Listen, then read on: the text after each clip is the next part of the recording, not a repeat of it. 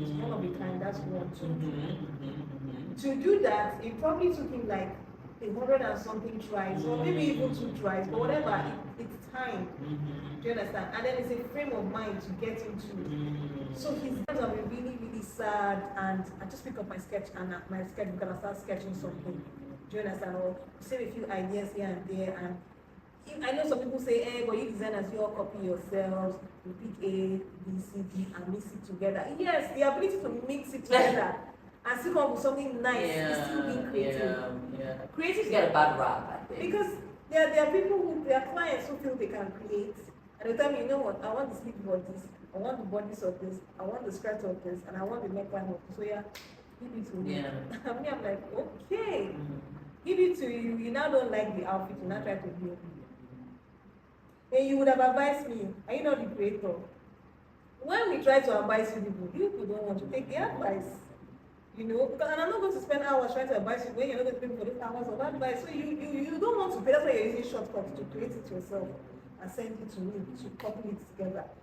You know, but there's some ways that sometimes you ask for your perspective and you're like, man, you know, this neckline don't really work with this. You know, there's a reason why construction wise it's not really possible. You know, mixing this kind of fabrics is not really possible. Do you understand?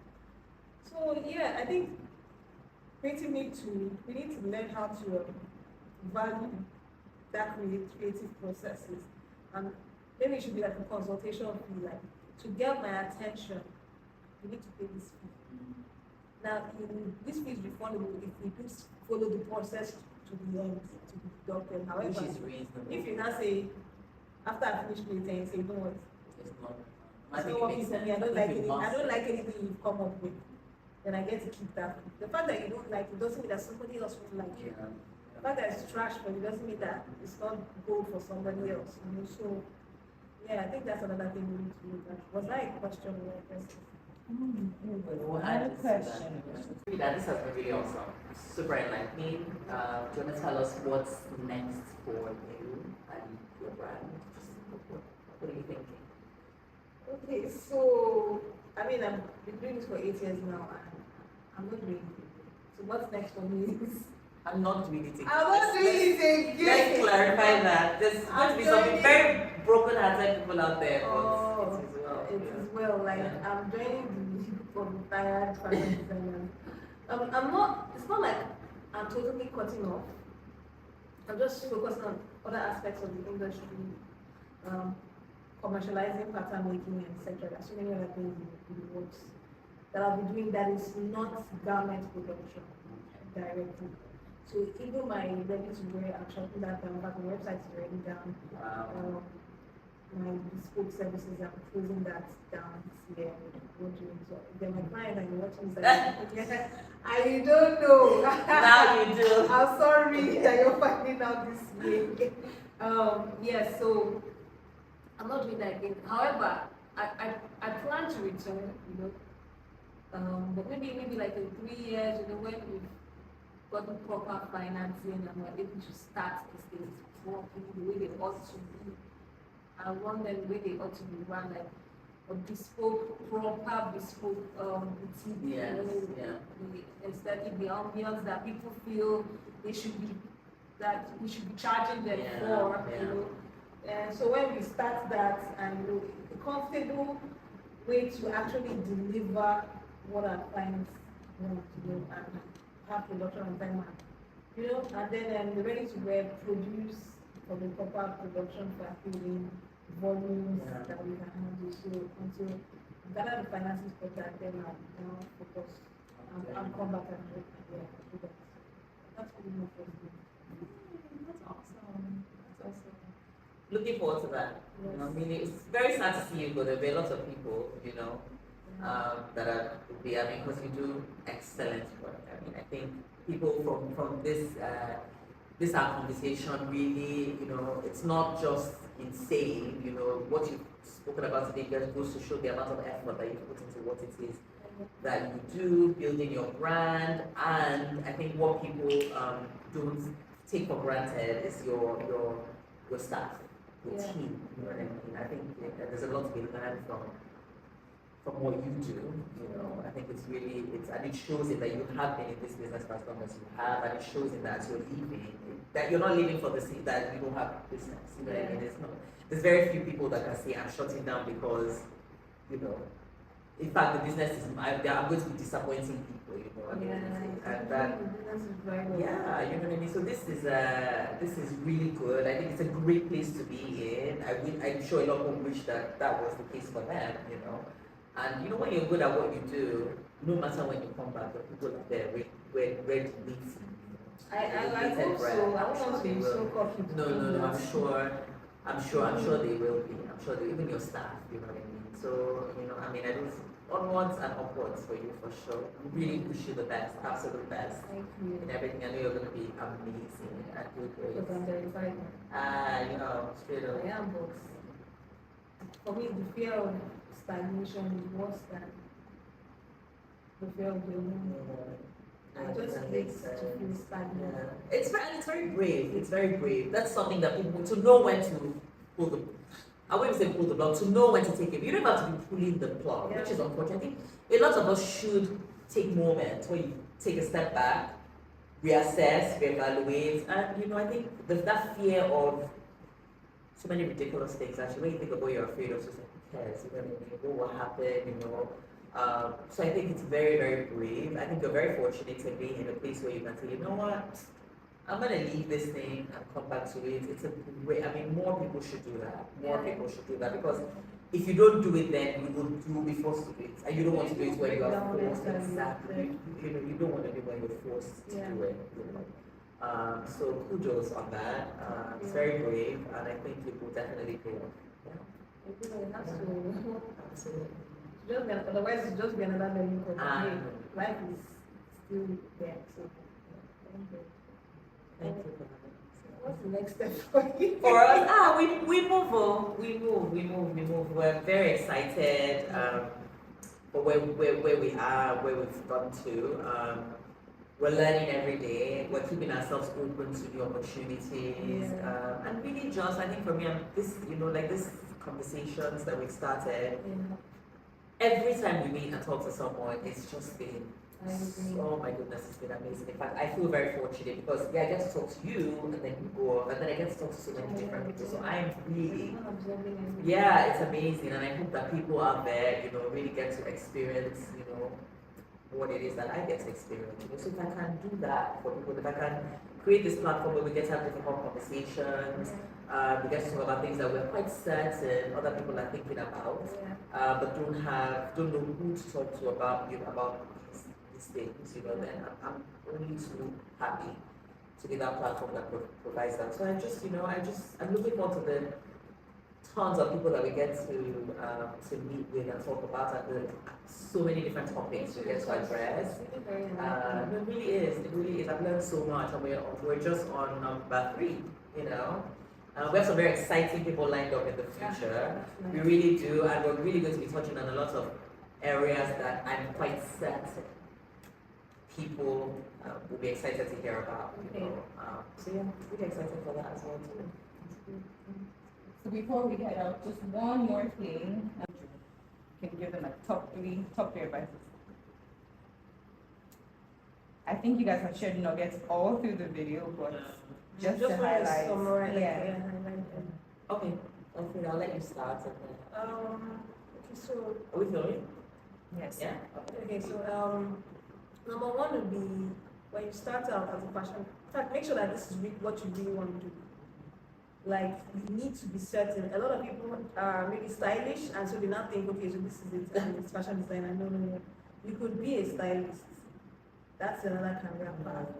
You may be good at illustrating. You could be an illustrator. That's another. Don't just assume you should be a fashion designer. So go to a proper fashion school. So that will give you some kind of exposure, and so you'll be certain whether you do want to pursue a career. And I always tell people, like, you really do have to be ready to. If you think that you're resigning so that you have more time on your hands as a business owner, false, right? It's way less time. And then secondly, don't start a business if you don't have some kind of capital. That whole start small. I think we misunderstand it. we're saying start small, not start with nothing. So you need to have some kind of support, whether it's accommodation provided for you to start from.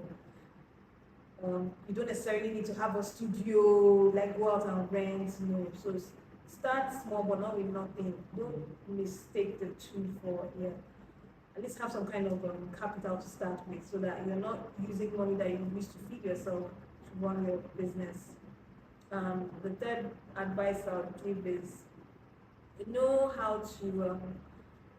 People always advise newcomers to start with low costs, like, you're just starting, so your prices should be low. Your prices should be what they ought to be, which is your cost of your whole overhead costs and cost of materials. It can't be less than that. So do your proper pricing analysis to know how much your garment should cost and whether you should cut back on some certain things that you're starting out with. Do not use the fashion designer as a yardstick, because you don't know what that person is doing to come up with their own pricing.